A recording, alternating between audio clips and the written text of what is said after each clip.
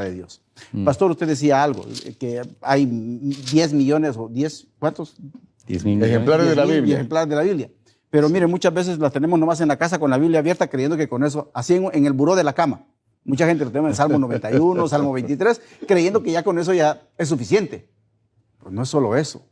Y Satanás quiere lo más posible que nosotros no estudiemos la Biblia. ¿Cuál tipo de excusas han escuchado ustedes para que creyentes, adventistas, hermanos de iglesia, aún hasta líderes en la iglesia, no tengan tiempo para estudiar la palabra de Dios? ¿Qué es lo que ustedes han escuchado? O tal vez no han escuchado esa experiencia o esa excusa. ¿Pero qué escucharon normalmente? ¿Qué escuchamos normalmente? No todo el tiempo. Como pastor tuve que visitar a muchos hermanos, o he visitado a muchos hermanos en sus casas a lo largo de mi ministerio. Y siempre cuando voy, les hago una serie de preguntas para saber cómo está su condición espiritual. Y una de las cosas que les digo es, estudia la Biblia, hace culto usted diario. Algunos me dicen sí, por supuesto. Otros me dicen no. A lo que vuelvo y les pregunto cuando me dicen no, ¿y por qué no lo hace? Me dicen, no, pastor, porque tengo que salir muy temprano a trabajar, porque... Y entonces veo una cantidad de situaciones, pero también he descubierto que la gente dedica tiempo a lo que considera que es importante. Uh-huh. Por ejemplo, la gente dedica tiempo, si cree que es importante comer, dedica tiempo a comer. Si cree que es importante bañarse, dedica tiempo a bañarse. Pero a veces consideran que es importante estar informado y ven un noticiero. O a veces consideran que es importante el entretenimiento y van a jugar.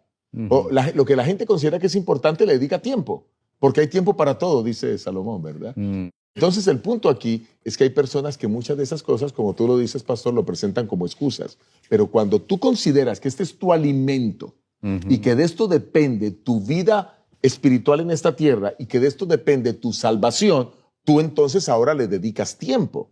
Entonces debes es entender que esto es fundamental y que debes estudiarlo, porque es que esa es nuestra arma, escuche. Es nuestra arma para defendernos de los ataques de Satanás. Eso lo presenta Efesios el capítulo 6, cuando hablamos de la armadura de Dios, y permítame citarlo rápidamente. Efesios, voy a leer el capítulo 6 y voy a leer el versículo 17. Y tomad el yelmo de la salvación y la espada del Espíritu, que es la palabra de Dios. Ya Hebreos, aquí el apóstol Pablo en Efesios está hablando eso, pero Hebreos 4:12 ya nos había hablado que también es una espada. Quiere decir que con la espada tenemos que defendernos. ¿Y defendernos de qué? Pues de los ataques del enemigo, de los ataques del maligno. ¿Y contra qué nos ataca? Pues quiere llevarnos al pecado, quiere llevarnos a que los esposos sean infieles a sus esposas, pero quien estudia la palabra de Dios, pues sabe cómo ser un buen esposo. Y sabe que es importante que el lecho se mantenga sin mancilla. Y sabe que es importante que la fornicación es pecado, que el adulterio es pecado. Entonces, la palabra de Dios se convierte en una herramienta poderosa para defendernos de esos ataques. El que dice mentiras, la Biblia dice que los mentirosos no entran en el reino de los cielos. El que es... que murmura que contra otros, pues la palabra de Dios dice en Santiago 4:11, no murmuréis los unos contra los otros. Lo que quiero decir es que se convierte en nuestra defensa. Alimentarnos de ella es poder estar listo. Cuando Satanás nos ataca y nos lanza una tentación o quiere que caigamos en pecado, nosotros respondemos con un escrito está. Le hago una pregunta, ¿no fue lo mismo que Jesús hizo en las tentaciones? Por supuesto, escrito Él está. dijo, escrito está, no solo de pan vivirá el hombre. Ahora, hay otro detalle, pastor. Hoy en día vivimos en una época en la que todo está al alcance de los dedos. Claro. Queremos... ¿Te refieres al teléfono? Queremos, sí, me refiero al teléfono, todo al computadora, instante, tablet, todo al instante. Okay. Queremos comer, ya ni siquiera salimos a comer, lo ordenamos con la aplicación. Con la aplicación y ya nos traen la comida a la puerta de la casa. Caemos también, y bueno, pregunto a ustedes, caemos también en el aspecto de querer tener el estudio de nuestra Biblia simple y sencillamente con un devocional que escuché por alguien ahí. Vaya, están escuchando la lección de escuela sabática de esta semana. No estamos diciendo que no la escuche, pero aparte de esto, creo que cada uno de nosotros somos responsables de hacer nuestro propio estudio personal de la palabra de Dios. No conformarnos solamente con voy a escuchar un podcast, voy a escuchar la lección de escuela sabática, pero no la voy a estudiar.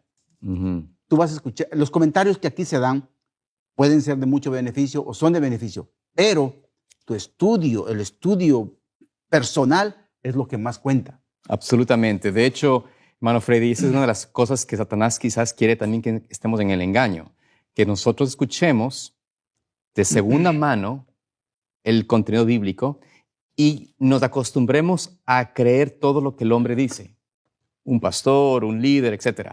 Y si bien es cierto, somos fortalecidos por un buen sermón, un buen tema, una buena predicación, mayor beneficio nos daría escucharlo y luego analizarlo a la luz de la Escritura. Bien nos presenta la palabra de Dios un ejemplo vivo de esto en Hechos 17:11. Hechos 17:11 nos presenta allí cómo los bereanos fueron un grupo mucho más noble, dice la palabra de Dios, voy a leerlo.